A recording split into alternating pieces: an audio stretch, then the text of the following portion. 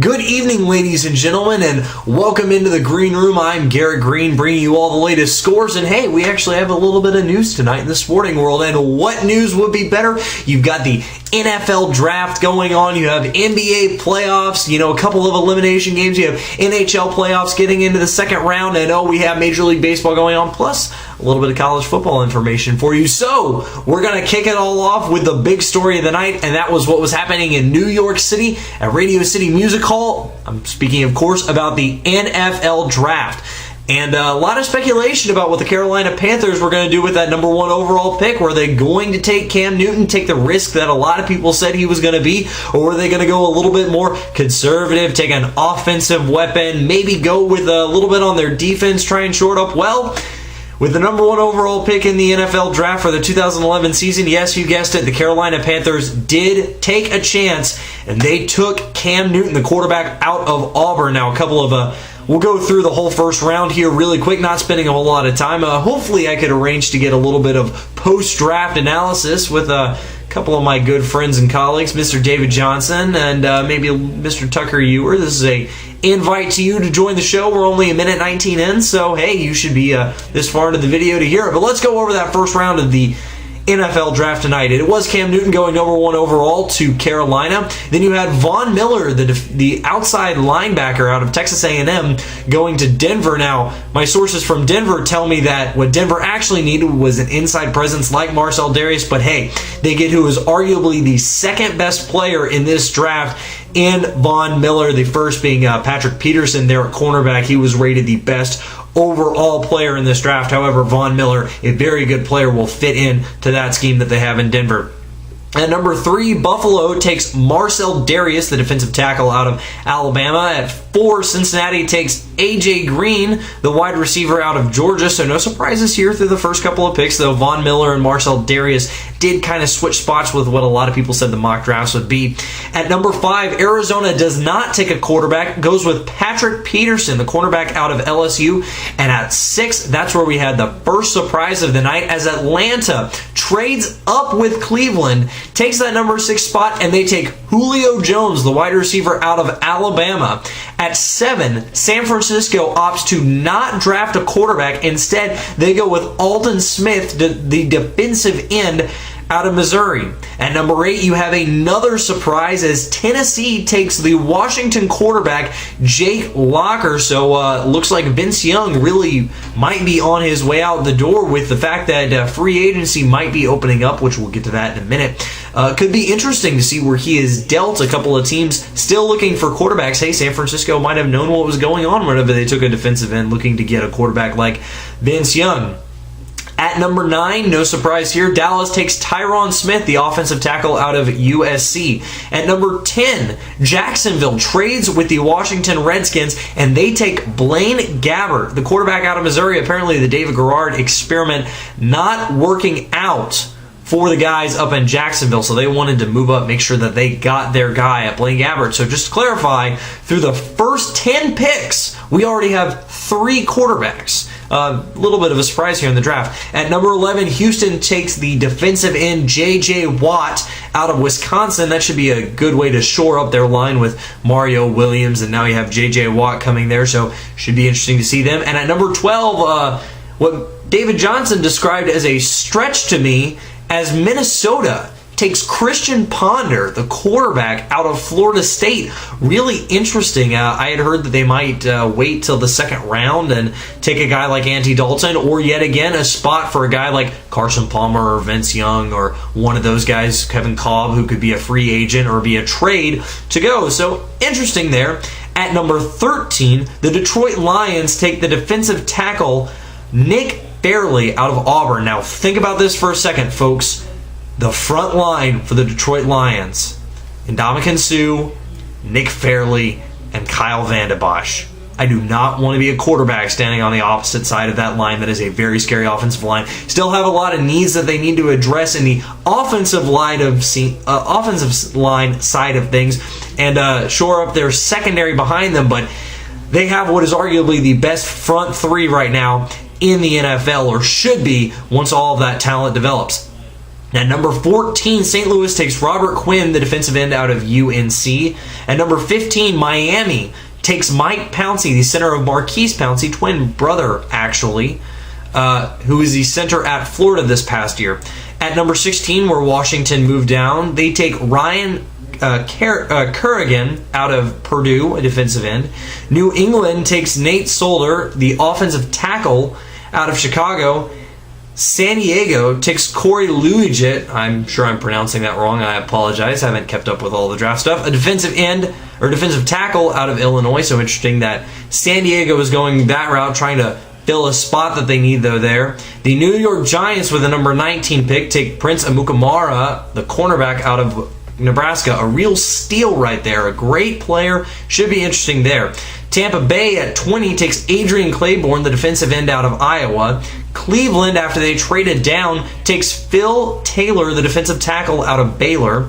Indianapolis takes Anthony Costanzo, the offensive tackle out of Baylor, addressing one of those needs that they need to try and keep Peyton Manning upright to try and get back to a Super Bowl.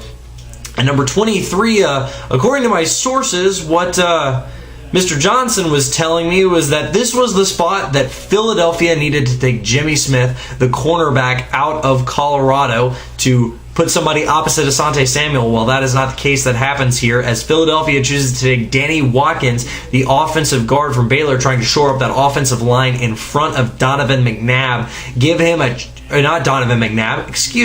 Michael Vick. Much faster guy running around in the backfield. Donovan McNabb, old school. But a couple of weaknesses in the offensive line a lot of people could claim with a guy like Michael Vick covering them up, but they're addressing that need now as they take the offensive guard out of Baylor. At number 24, the New Orleans Saints take Cameron Jordan, the defensive end from Cal. At number 26, the Kansas City Chiefs selected Jonathan Baldwin, the wide receiver from Pittsburgh. At number 27, the Baltimore Ravens do end up taking Jimmy Smith, that cornerback out of Colorado, and this is where things got interesting. The 28th overall pick was supposed to belong to the New England Patriots, but with a lot of speculation that New Orleans might take Mark Ingram back whenever they had that 24 pick, and they did not, we think, oh, well, he might slip into the second round. No such thing. New England was possibly looking at taking him. Instead, New England trades for New Orleans' second-round pick tomorrow and a first-round pick in the draft next year in order for New Orleans to move up to the number 28 spot and take Mark Ingram, the 2009 Heisman Trophy winner, out of Alabama. Very, very interesting move. That should shore up that backfield, which was plagued with injuries this past year. Very scary when you think about having Pierre Thomas, Reggie Bush, who can still come in and now just make dynamic plays, doesn't have to be the guy for them. And then you also have Chris Ivory, who came on strong. You have Julio Jones as a backup. And now you have a home run hitting, powerful back in Mark Ingram. It should be interesting to see how that plays off. And to wrap up the draft, you had Chicago taking Gabe Caramini, the offensive tackle out of Wisconsin, trying to give Jake Cutler a little bit more protection. Then the New York Jets take Muhammad Wilkerson, a defensive end out of Temple. The Pittsburgh Steelers select Cameron Hayward, the defensive end out of Ohio State, trying to make that defensive front that they have a little bit younger. It's been criticized for being a little old lately. And the last overall pick of the first round, number 32 to the Super Bowl champion Green Bay Packers, is Derek Sherrod, the offensive tackle out of Mississippi State. So that is the whole first round there. Whew! A lot of things going on there. I apologize, but you can see I got my suit on. I was hoping that I might go in the draft tonight. Realized that was not the case, but hey, we're here to cover it, so why not? All right. So now on to a couple of scores that we need to get to. Major League Baseball was still happening today. What's new? It's April. It's happening. The Toronto Blue Jays do top the Rangers 5-2. Frankie Francisco, ironically, gets the win. A team that he was with the Rangers for 6 years. They trade him because he was going to be a liability. In the back end of that bullpen, he comes in today and gets the save and the win for the Blue Jays. The Diamondbacks top the Cubs 11-2. The Mariners beat the Tigers 7-2. The Giants beat the Pirates 5-2. The Rays top the Twins in Game 1 15-3. Ben Zobrist, have a side note here. Ben Zobrist goes for 8 RBIs. That would be 4 of 6 on the day. A home run, 2 doubles, 2 runs scored, and a stolen base to boot it all around. That's in Game 1.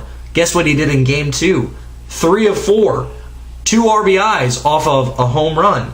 And that was in Game 2. So Ben Zobrist put together 10 RBIs in one day. Great showing for that guy. We'll get around to that score for the Twins game a little bit later. You had the Nationals topping the Mets 3-4. The Red Sox beat the Orioles 6-2. The Cardinals topped the Astros 11-7. The Indians beat the Royals 8-2. The Yankees pound the White Sox 12-3. And in that second game of a doubleheader, because the game was postponed a couple of days ago, the Rays do beat the Twins 6-1. Now, you did have the second round of the NHL playoffs starting today, and it featured the Canucks and the Predators. Now, Luongo, the goaltender for the Canucks, had gotten a lot of criticism for his consistency of play in that series that was stretched to 7 games. However, in this one, he pitches a shutout against the Predators as the Canucks go on to win 1-0. And hey, that's all that we have for hockey tonight. Moving on, though, to what arguably was the most important sporting event played for the evening, the NBA playoffs. And you had 3 series, all 3 games, close out tonight. The Lakers take it to the Hornets 98-80. They move on to the next round. The Hawks top the Magic 84-81. Dwight Howard's 25 and 15 was just not enough. And the Dallas Mavericks, yes, the one-and-done Mavericks, are on to the second round as they beat the Blazers 103-96. That one went final just about 15 minutes ago. And just a quick stat about home cooking that a lot of people complain about, said, the 35-19 free throw discrepancy that Dallas enjoyed whenever they were at home. Well, in this game, up until the last minute or so, whenever there was a lot of hacking and Portland was trying to get back in it, Portland had topped Dallas in free throws 24-14, and in the fourth quarter alone, before Portland had to start fouling to try and get back onto the clock and everything, they had attempted 12 free throws while the Mavericks had attempted none. So very interesting. Now, we move on to NCAA football with a couple of storylines here. A lot of NCAA players having their dreams realized tonight by going on to the NFL draft. But we cannot talk about tonight without mentioning the Ohio State drama that continues to go on. Apparently now, it is being reported by the Associated Press that Ohio State traded or sold up to 36 items to the owner of a tattoo parlor, Eddie Rife, and received tattoos up to $14,000 and a sport utility vehicle. That would be a 2003 Chevy Tahoe that Rife had purchased for $3,500, and he received it in exchange for passes to go to the 2010 Rose Bowl that Ohio State participated in. So the report just keeps on getting worse for Ohio State right now. A lot of questions about what will happen with those 5 players and also what will happen with Jim Tressel and whether he will remain the head coach at Ohio State. So it should be interesting to see how this all pans out.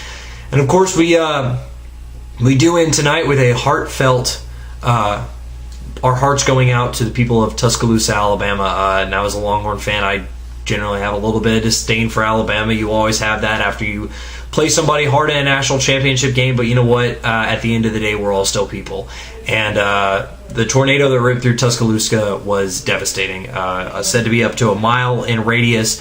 There are 32 fatalities. 600 people are reported to be injured. The tornado did come within about a half mile of Bryant-Denny Stadium, but there was no damage. There appears to be not a lot of damage to the campus. And the long snapper for Alabama, Chris Tinker, was thrown 50 yards and was injured. He's the only injured athlete that they know of at the University of Alabama. He suffered a broken arm and a concussion, so our sincerest apologies and best wishes go out to him. And a couple of quick other notes. The Auburn trip to the White House to celebrate their national championship victory will be postponed because of this, and classes and final exams are canceled for Alabama, and their graduation is delayed until August. So our best thoughts go out to the Crimson Tide Nation, hoping that they recover from this. So a little bit of a sad way to end the Greene Room tonight, but hey, all you can do is help people. So ladies and gentlemen, please have a good evening. Tune in tomorrow night. We'll have a coverage of the second round of the NFL draft, along with if there's any NBA action, there will be Spurs Grizzlies, so we'll have what's going on with that. But until then, please have a good evening, stay safe, and do something to help somebody else. Have a good night.